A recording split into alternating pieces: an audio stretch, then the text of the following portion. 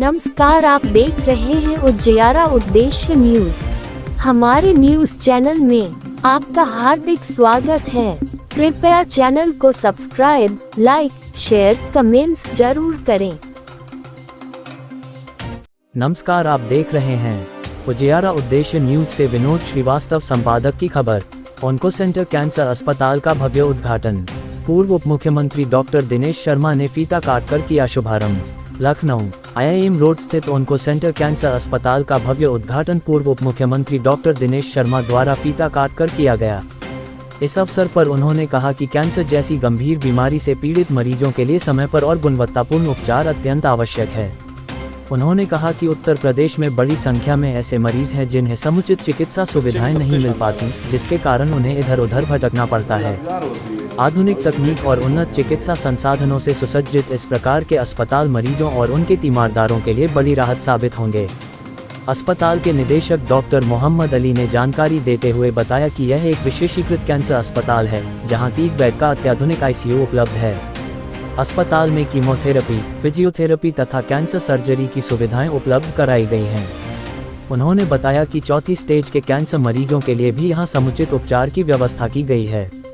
अस्पताल का मुख्य उद्देश्य कैंसर मरीजों को बेहतर, सुरक्षित और प्रभावी उपचार प्रदान करना है, ताकि वे स्वस्थ और बेहतर जीवन जी सकें।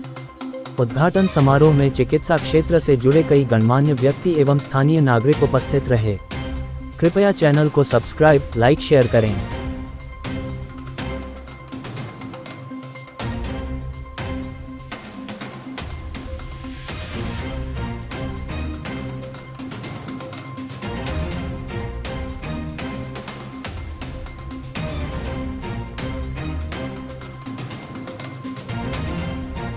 आज कैंसर ओपनिंग हुई है आपके अस्पताल की, क्या कहना चाहेंगे इस मौके पर अपने परिचय के साथ बताएं। मैं डॉक्टर मोहम्मद अली हूँ। मैंने MBBS और उसके बाद MD किया है ऑन्कोलॉजी में। तो मैं chemotherapy, immunotherapy, targeted therapy, palliative and supportive therapy और इसके अलावा रेडिएशन थेरेपी सबका स्पेशलिस्ट हूँ। और अभी हम लोगों ने ये 30 बेड का हॉस्पिटल, कैंसर हॉस्पिटल स्टार्ट किया है। तो बेसिकली हमारा पर्पज़ यही था कि कैंसर का मरीज़ जो है वो बहुत भटकता है इधर उधर, सही जगह सही समय पे पहुंचने में उसको बहुत दिक्कत होती है। तो इसमें समय बहुत ज़्यादा इम्पॉर्टेंट होता है। तो उसी के लिए हम लोगों ने ये इसी कड़ी में ये सोचा कि कैंसर का अस्पताल ऐसा होना चाहिए जो मरीज़ को जो है सही इलाज दे, सही राय दे और अल्टीमेटली जो है कम से कम समय पे पकड़ सके वो बीमारी को और सही उसका इलाज हो पाए। क्या क्या सुविधाएं मिलने वाली है मरीजों को बात करें? सुविधाओं में यहाँ पे कैंसर की सर्जरी है, कीमोथेरेपी है, इम्यूनोथेरेपी है, टारगेटेड थेरेपी है, पैलेटिव एंड सपोर्टिव केयर है और इसके अलावा हम लोग को पेन क्लिनिक भी है। कोई मरीज जैसे कैंसर का मरीज़ होता है उसमें दर्द बहुत ज़्यादा होता है लोगों को, तो उसमें उसके लिए अलग से हमारे पास स्पेशलिस्ट हैं, पेन के स्पेशलिस्ट, तो वो भी है। इसके अलावा बाकी जो सर्जरीज हैं, जनरल सर्जरी है, ऑर्थोपेडिक सर्जरी है, यूरो सर्जरी है, ये सब के भी डिपार्टमेंट्स हैं। तो सब क्या खासियत है अस्पताल की जो बाकियों से आपको अलग करती है? देखिए खासियत तो हाँ बिल्कुल इरादा यही है कि कोई मरीज ऐसा ना रहे जो पैसों की कमी की वजह से जो इलाज जिसका रह जाए, अधूरा रह जाए।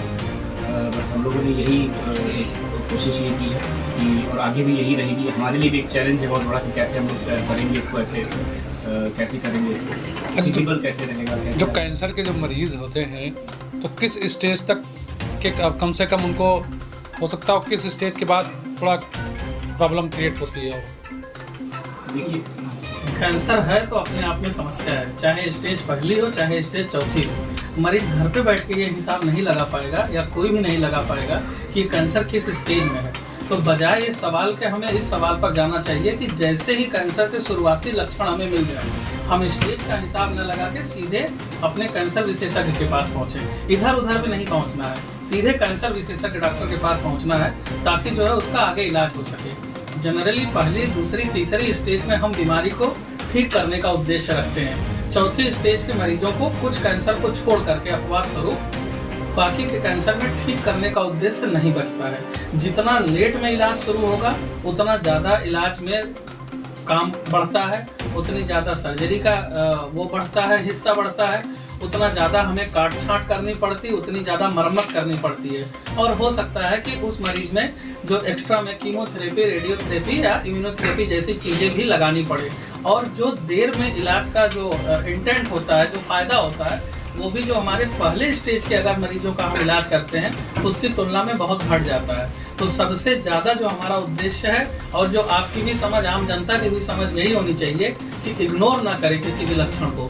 नॉर्मल शरीर की जो हरकतें हैं, अगर उससे इतर कुछ भी हो रहा हो तो तुरंत अपने कैंसर सर्जन से मिले, क्योंकि अगर शरीर में कैंसर है तो वो नहीं रुकेगा। आपके घर पे हो सकता है शादी हो रही हो, बाढ़ आई हो, तूफान आया हो, कुछ भी आया, उससे नहीं मतलब है, कैंसर नहीं रुकेगा।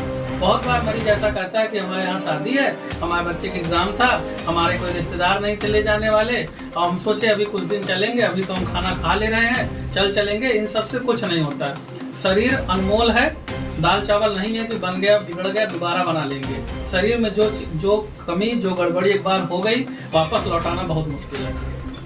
तो ये है बात। Thank you.